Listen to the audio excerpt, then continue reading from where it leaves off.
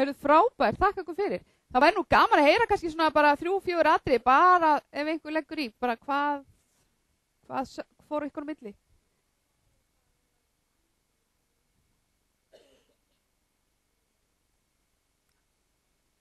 Akkurat. Já. Já, akkurat.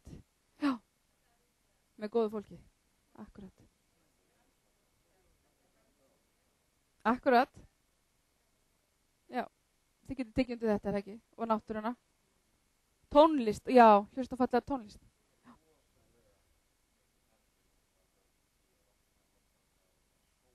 Já. Nú eru góðu dagur. Akkurat. Já, yndislegt. Að hreyfa sig.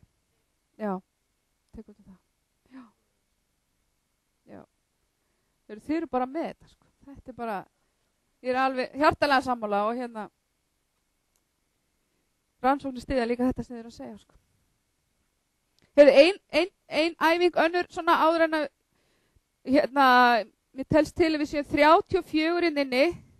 Ég ætla að fá bara hérna 17 sjálfboðaliða að standa hérna í horninu. Þið eru ekkert að fara að gera neitt, þið eru bara að fara að standa fyrir mig. 17 manns hérna. Já, frábært, komdu vinnar, frábært. 1, 2, 3, 4, 5, 6, 7, 8, 9, 10, 11, 12, 13, 14, 15, 16, nei, taldið þið með? 16, 17. Já, 17, frábært. Takk. Nú vantar mér 7 sjálfboðaliða sem mega að standa hér.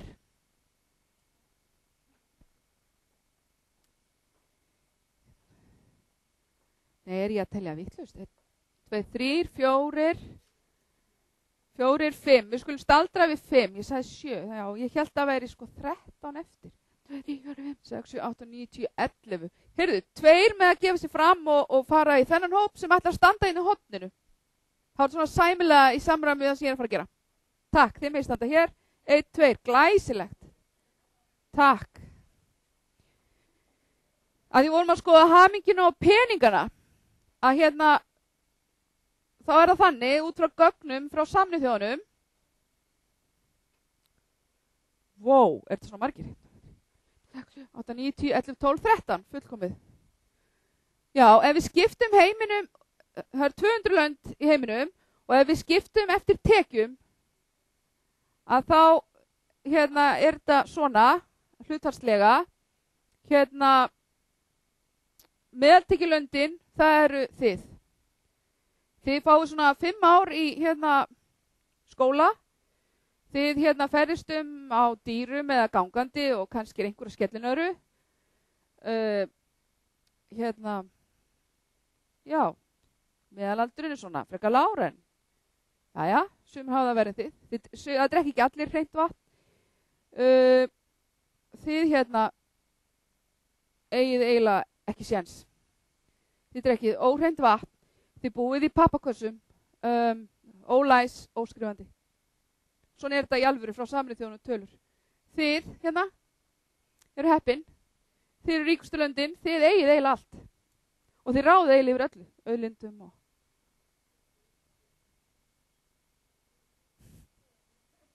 Heyrðu, takk, mér langaði bara að þið fyndu það eins og eigin skinni. Svona er skiptingin.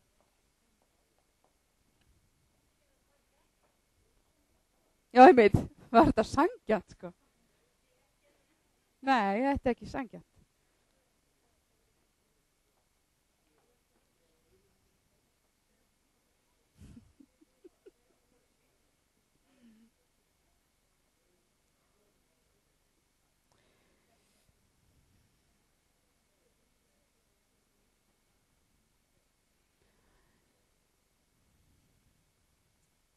Heyrðu, þá er það skilgreining á hamingjunni.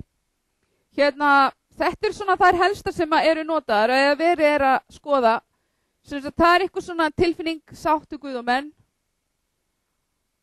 Svona tilfinning sem, hérna, kannski kemur og fer, en ef hún er oftar en ekki, þá er það klárlega hamingja og hamingja hvert sinn sem við upplifum það. Það er eitthvað svona innri sátt. Svo er það bara sæla og gleði, bara gaman að vera saman. Það að finna tilgang og hlúa að honum.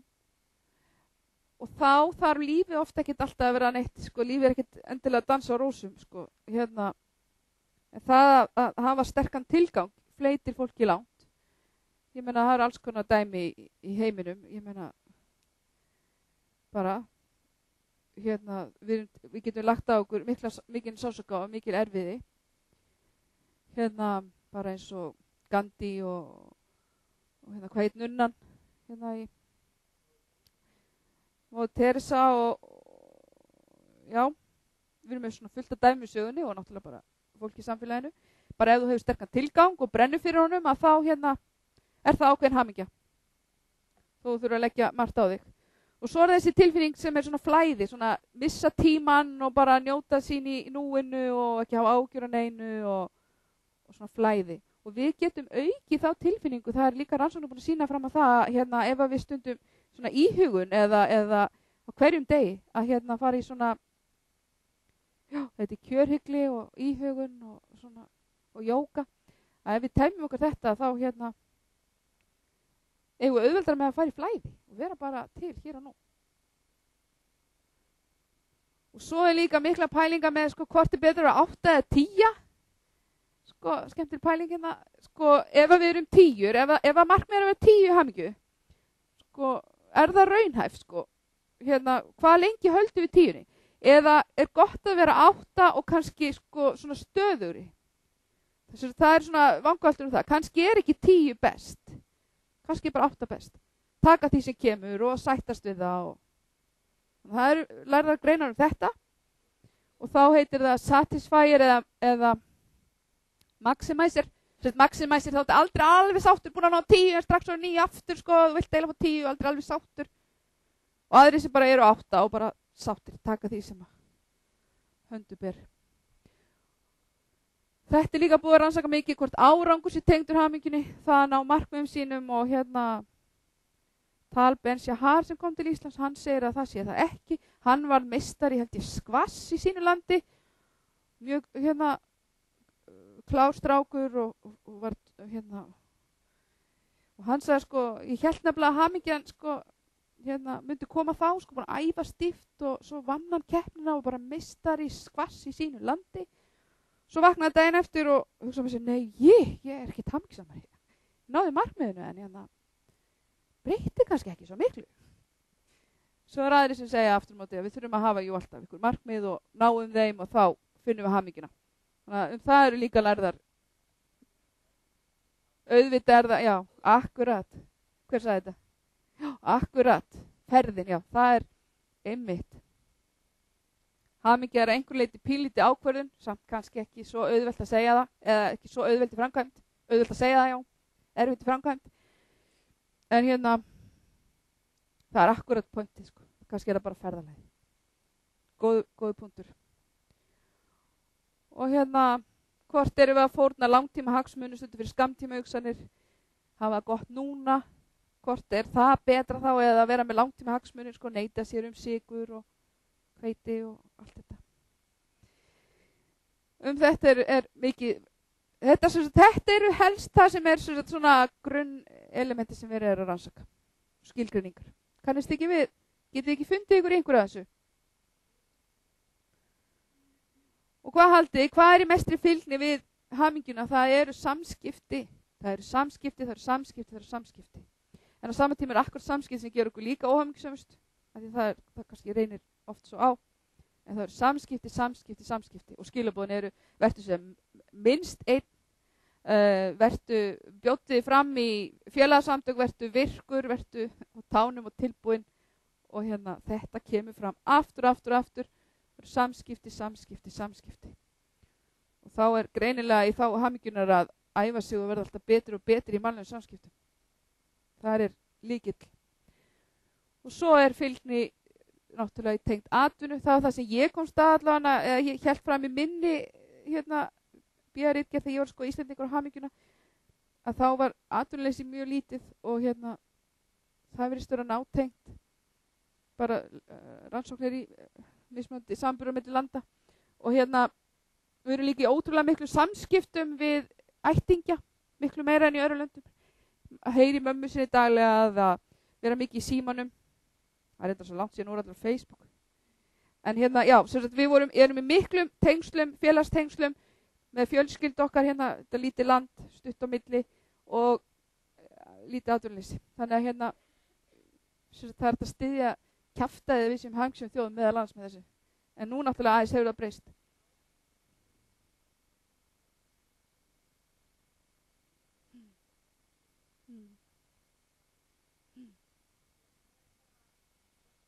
Akkurat. Bæði sameinar okkur, þjappar okkur saman og líka sundrar. Af því það er ekkert mikið að vera að fara í heimsóknir og svona. Ég meina þetta er alveg pæling. Já, klárlega. Akkurat. Heyrðu, en svo er líka annað sem er búið að koma í ljós með Facebook. Facebook blómstrar sérstaklega í litlum samfélögum. Síður í stóru samfélögum. Hafið þið heyrt þetta? Það var hérna, í sumar heyrði ég þetta á ráðstöndinni. Þannig að það er allir Íslendingar á Facebook, en í Bandaríkjunum þá er svona minna en það. Það sé svona almennt. Heyrðu, við erum búin að skoða tengsl, hamingju og peninga.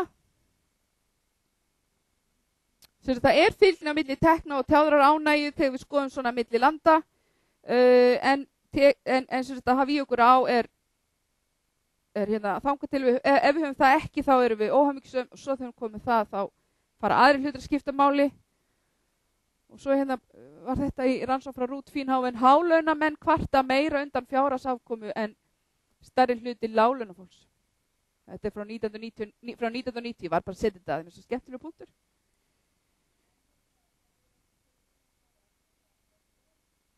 Já, góða punktur. Ég er ekki með neitt um það. Akkurat, það er nú alveg bara grundvallar þáttur. Akkurat.